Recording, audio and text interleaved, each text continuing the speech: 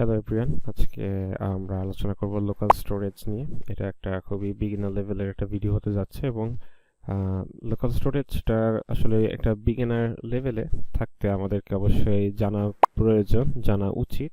কারণ local storage নিয়ে আমরা অনেক ছোটোখাটো প্রজেক্টের কাজে আমরা ব্যবহার করতে পারি এবং হয়তো আমাদের অনেক সময় বড় প্রজেক্টেও লোকাল স্টোরেজ কাজে আসতে পারে।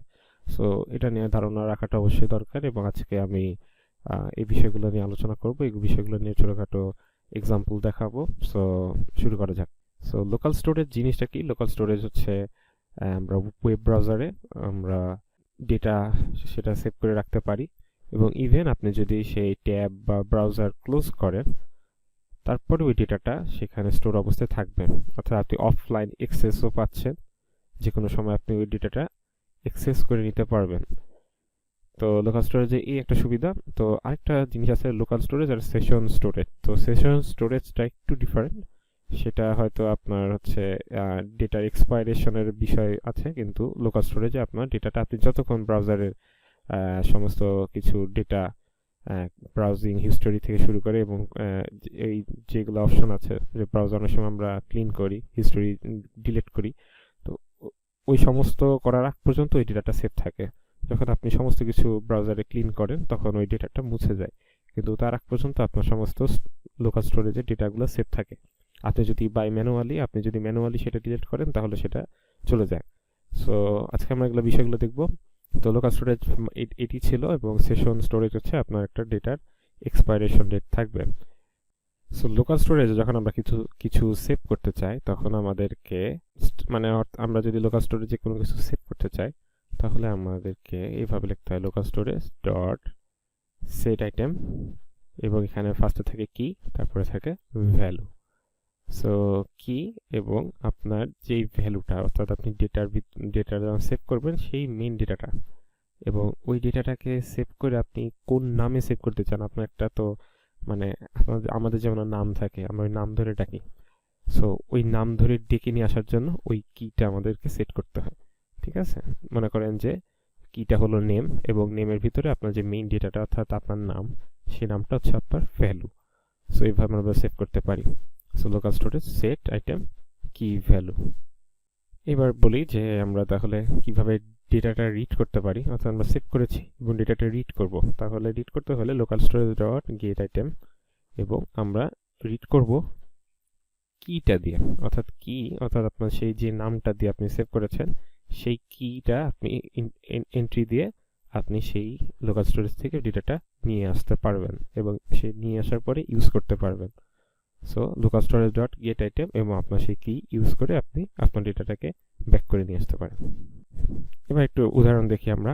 তো আমরা উদাহরণ দেখানোর আগে আমি একটা বলি যে লোকাল স্টোরেজে যখন আমরা কিছু সেভ করি, আমরা যদি সেভ করতে চাই অ্যারে অবজেক্ট, ঠিক আছে, জাভাস্ক্রিপ্টে আমরা অ্যারে অবজেক্ট যখন লোকাল স্টোরেজে সেভ করতে চাবো তখন আমাদের মনে রাখতে হবে লোকাল স্টোরেজে আমরা যে ডেটাগুলো সেভ করি সেটা স্ট্রিং ফরম্যাটে সেভ হয়। সো আমরা যদি অ্যারে অবজেক্ট সেভ করতে চাই তাহলে সেটাকে আমাদের স্ট্রিং রিপ্রেজেন্টেশনে সেভ করে কনভার্ট করতে হবে, তারপরে আমরা সেটাকে লোকাল স্টোরেজে সেভ করতে পারি। সো আমি একটা উদাহরণ দেখানোর আগে আমি বলি যে এখানে আমার index.html একটা ফাইল আছে, এখানে আমি আমার এই practice.js সেই ফাইলটা কানেক্ট করেছি এবং আমার হচ্ছে এই DevTools ওপেন আছে। আমি এখানে আপনাকে উদাহরণটা দেখানোর জন্য এটা ইউজ করছি এবং এটা মাইক্রোসফট এজ এর DevTools এবং এটা আলাদা করে রেখেছি এবং এখন আপনাকে আমি দেখাবো। সো আমরা ফার্স্ট দেখি যে একটা কিছু সেভ করি, রাইট? সো মনে করেন যে আমি একটা অবজেক্ট বানাবো, সেখানে আমার কিছু ইনফরমেশন থাকবে, ঠিক আছে। সো ইউজার ডেটা আমি এরকম দিলাম, তারপর আমার দিলাম নেম, সেটা হচ্ছে জ্যাক, এবং নেক্সট হচ্ছে আমার ইমেল, সেটা দিলাম যে jack@test.com। সো এটা একটা অবজেক্ট। এখন আমি অবজেক্টটাকে আমি লোকাল স্টোরেজে সেভ করব। So local storage dot set item এবং ফার্স্টেরটা হচ্ছে আপনার ইউজারের আমি বলছি কি, সেকেন্ডটা হচ্ছে value. So local storage dot set item এবং ফার্স্টে হচ্ছে আমি বলছি কি। সো কি হচ্ছে আমার মানে যেটা ধরে আমি ডেটাটাকে পাবো। তো আমি এখানে দিলাম যে ইউজার ডেটা, এবং পরেরটা হচ্ছে ভ্যালু। ভ্যালু হচ্ছে আমার এই অবজেক্টটা, কিন্তু বলেছি যে এভাবে দিলে আমার জিনিসটা প্রপারলি সেভ হবে না, কারণ আমাদের লোকাল স্টোরেজ স্ট্রিং হিসাবে স্টোর করে। সো স্ট্রিং রিপ্রেজেন্টেশন হিসাবে আমাকে সেটাকে কনভার্ট করে পাঠাতে হবে। সো আমরা ইউজার ডেটাকে ডাইরেক্টলি পাঠাতে পারবো না, আমাকে কি করতে হবে, জেসন ডট স্ট্রিংইফাই, এবং সেটাকে ইউজার ডেটা হিসাবে আমরা পাঠাবো। তাহলে আমাকে সেটা স্ট্রিং রিপ্রেজেন্টেশনে কনভার্ট হবে, দেন আমার লোকাল স্টোরেজে সেভ হবে। সো এবার আমরা যদি আসি এবং এখানে ডেভটুলসের আমরা যদি অ্যাপ্লিকেশনে যাই, যার পরে এই যে এখানে দেখবেন লোকাল স্টোরেজ, এবং লোকাল স্টোরেজের ভিতরে আমার যে সার্ভারটা চলতেছে সেই সার্ভারের ভিতরে এই দেখেন আমার সেভ হয়ে গেছে, এবং এখানে দেখা যাচ্ছে যে কি হচ্ছে ইউজার ডেটা, এবং ভ্যালু হচ্ছে আমার এই যে ভিতরে নেম ইমেল যেটা ছিল সেটা হচ্ছে ভ্যালু, এবং এখানে সুন্দরভাবে রিপ্রেজেন্টেশনটা দেখিয়েছে, সেখানে দেখতে পাচ্ছেন। সেভাবে আমরা আমাদের ডেটাটাকে আমরা নিতে পারি, ঠিক আছে। অ্যান্ড এটা খুব সুন্দর একটা আমার সেভ হয়ে গিয়েছে। এখন আপনি যদি 1000বার রিফ্রেশ দেন, ব্রাউজার ক্লোজ করেন, আবার রিওপেন করেন, আপনি এখানে এসে দেখবেন আপনার সেম সার্ভারে, রানিং সার্ভারে আপনি এখানে এসে দেখবেন যে এখানে আপনার ডেটাটা সেভ আছে। এখন সেভ হলো, আমরা এই ডেটাটাকে কিভাবে নিতে পারি, অর্থাৎ আমরা এখান থেকে এখন এই ডেটাটাকে নিয়ে ইউজ করব আমাদের নিজের অ্যাপ্লিকেশনে। কিভাবে এটা করতে পারি সেটা এখন দেখব। তো চলুন এবার দেখে নিই যে আমরা কিভাবে সেই লোকাল স্টোরেজ থেকে ডেটাটাকে নিয়ে এসে আমরা নিজেদের কাজে ব্যবহার করতে পারি, ঠিক আছে। সো ফার্স্ট অফ অল আমি টার্গেটটা মুছে দিই। মুছে দেওয়ার পরেও দেখবেন যে আপনার এখানে থাকবে, ডেটাটা থেকে যাবে। সো আমি কি বলছি যে আমরা ওই ডেটাটাকে রিসিভ করব। সো আমি নিলাম যে গেট ডেটা, এরকম একটা নাম দিলাম। দেওয়ার পরে local storage dot get item. So get item আমার কি ছিল, গেট আইটেম আমরা আমার যে ডেটাটা ছিল সেটা কিটা ছিল এই ইউজার ডেটা। সো আমরা এখান থেকে কপি করি, ইউজার ডেটাটা হচ্ছে কি ছিল। সো দিস ওয়াজ মাই কি ইউজার ডেটা। সো আমি বলে রাখি যে আমরা যখন সেভ করছিলাম তখন আমরা কি স্ট্রিং রিপ্রেজেন্টেশনে কনভার্ট করছিলাম জেসন ডট স্ট্রিংইফাই। এবার আমরা যখন ডেটাটাকে আবার ইউজ করব তখন আমাদের সেই স্ট্রিংইফাই ফরম্যাট থেকে অরিজিনাল ফরম্যাটে কনভার্ট করতে হবে। সো এই কনভার্টটা আমরা কিভাবে করতে পারি আমরা দেখি যে আমরা ফার্স্টে কি করেছি, আমরা গেট ডেটাটাকে local storage dot get item দিয়ে আমরা এভাবে কি ইউজ করে, আমার কিটা ছিল ইউজার ডেটা, সেটা আমি কি ইউজ করে আমি সেই ডেটাটাকে পেয়েছি, অর্থাৎ আমার সেই ডেটাটা এখানে রিসিভ হয়েছে, গেট ডেটাতে আছে।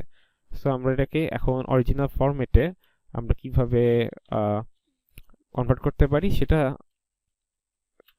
জেসন ডট পার্স, এইভাবে আমরা সেটাকে স্ট্রিং রিপ্রেজেন্টেশন থেকে আমরা অরিজিনাল ফরম্যাটে কনভার্ট করে নিতে পারি। এবার যদি আমি সেভ করি, করার পরে যদি এখানে যাই, এবং এটা অবশ্যই আমাকে কনসোলে দেখাবে, এই দেখেন কনসোলে দেখাচ্ছে, এবং কনসোলে আমার অরিজিনাল ফরম্যাটে আমার যে অবজেক্টটা আমি পাঠিয়েছিলাম সেই অবজেক্ট আকারে আমরা দেখতে পাচ্ছি। যদি আমি এখানে মুছে দিই তাহলে কি আসে দেখেন, আমি অরিজিনাল ফরম্যাটে না, আমার স্ট্রিং ফরম্যাটে আছে। এবার দেখেন স্ট্রিং ফরম্যাটে আছে বলে আপনার এটা স্ট্রিং হিসাবে দেখাচ্ছে, অর্থাৎ অবজেক্ট হিসাবে এখন কিন্তু আর দেখাচ্ছে না। কিন্তু যখন আমার জেসন ডট পার্স দেওয়ার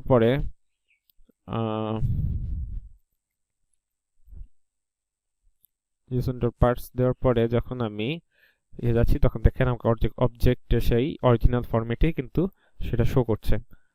সো ওকে, এটা খুবই সুন্দর একটা যে আমি হচ্ছে ডেটাটাকে পেয়ে গেলাম লোকাল স্টোরেজ থেকে। এখন আমি আমার অ্যাপ্লিকেশনে যেভাবে এটাকে কাজে লাগানো যায় সেভাবে আমি কাজে লাগাতে পারবো। সো আমি অ্যাপ্লিকেশনে চলে যাই, যাওয়ার পরে এখানে লোকাল স্টোরেজে আমি এখানে দেখতে পাচ্ছি যে আমার কিন্তু এখনো ওই লোকাল স্টোরেজে ডেটাটা আছে। সো নেক্সট হচ্ছে আমি এই ডেটাটাকে কিভাবে ডিলিট করতে পারি। সো ডেটাটাকে ডিলিট করতে হলে আপনি ইউজ করতে পারেন local storage dot remove item, এবং সেই রিমুভ আইটেমে আপনার সেই কি এর নেমটা দেবেন। যদি দেন তাহলে আপনার সেইখান থেকে চলে গিয়েছে। দেখেন আমার ইউজার ডেটাটা কি ছিল, সেই কিটা পাস করলে আপনার সেটা রিমুভ আইটেম হয়ে যাবে। আরেকভাবে রিমুভ করা যায়, সেটি হচ্ছে আপনি যদি আপনার লোকাল স্টোরেজে যত আইটেম আছে আপনি যদি একবার ডিলিট করতে চান, যে একটা একটা করে কি পাঠিয়ে পাঠিয়ে রিমুভ না করে আপনার যা আছে আপনি কোনো কিছু লাগবে না, তাহলে আপনি ডাইরেক্ট ক্লিয়ার এটি দিলেই আপনার ক্লিয়ার দিলেই রিমুভ হয়ে যাবে। সো ক্লিয়ার দিলে আপনার পুরো লোকাল স্টোরেজে যত কি ভ্যালু বিষয় আছে সমস্ত কিছু রিমুভ হয়ে যাবে। সো আপনি যদি চান যে আপনার ফার্স্ট ইন্ডেক্সে কোন কিটা আছে আপনি সেটা চাচ্ছেন, তো সেটা আপনি কিভাবে পেতে পারেন? আপনি খুব ইজিলি আপনি সেটা পেতে পারবেন। জাস্ট আপনি লোকাল স্টোরেজ ডট কি এবং কিতে আপনি আপনার ইন্ডেক্স নাম্বার পাঠিয়ে দেবেন, যে আপনার 0 নম্বর ইন্ডেক্সে কোন কিটা আছে লোকাল স্টোরেজের মধ্যে, সে কি ভ্যালুটা কি নামটা বা কির যে ভ্যালুটা আপনি সেটা চাচ্ছেন যে কিটা আসলে কি। তো এইখানে আপনি লোকাল স্টোরেজ ডট কি এবং 0 ইন্ডেক্স পাঠিয়ে দিয়েছেন, এবং দেখেন এখানে আপনার যেই 0 ইন্ডেক্সের যে কিটা ছিল সেখানে আপনি ছিল কি নেম, আমি নেম পাঠিয়েছিলাম। এখানে যদি আপনি দেখাই দিই যে আমার কিটা ছিল নেম, সো এখানে নেমটা এখানে চলে এসেছে।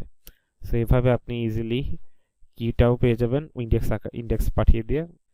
সো অ্যাজ এ বিগিনার হিসাবে লোকাল স্টোরেজ খুবই সুন্দর সলিউশন, আপনি এটাকে নিজের মতো করে ইউজ করতে পারবেন।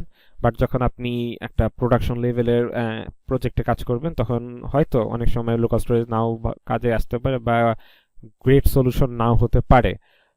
বাট অ্যাজ এ বিগিনার আপনি এটা জেনে রাখবেন এবং এখানে ছোটোখাটো প্রজেক্ট তৈরি করার চেষ্টা করবেন লোকাল স্টোরেজে। তারপরে সেশন স্টোরেজ আছে, কুকিজ আছে, সো এইগুলা নিয়েও পরবর্তীতে অবশ্যই কাজ করবেন, এগুলা নিয়ে অবশ্যই ধারণা রাখার চেষ্টা করবেন। সো আজকে এই পর্যন্তই, এখানে জাস্ট একটা বেসিক ধারণা দিলাম, বেসিক এক্সাম্পল দিলাম লোকাল স্টোরেজে, যে আপনি কিভাবে এটা থেকে ডেটা সেভ করতে পারবেন এটাকে ইউজ করে, এবং এখান থেকে কিভাবে ডেটাটাকে গ্র্যাব করতে পারবেন, ফেচ করতে পারবেন, এবং আবার সেটাকে ডিলিট করতে পারবেন, এবং কিভাবে কাজে লাগাতে পারবেন। তো দেখা হবে কোনো একদিন কোনো একটা অন্য ভিডিওতে। Thank you.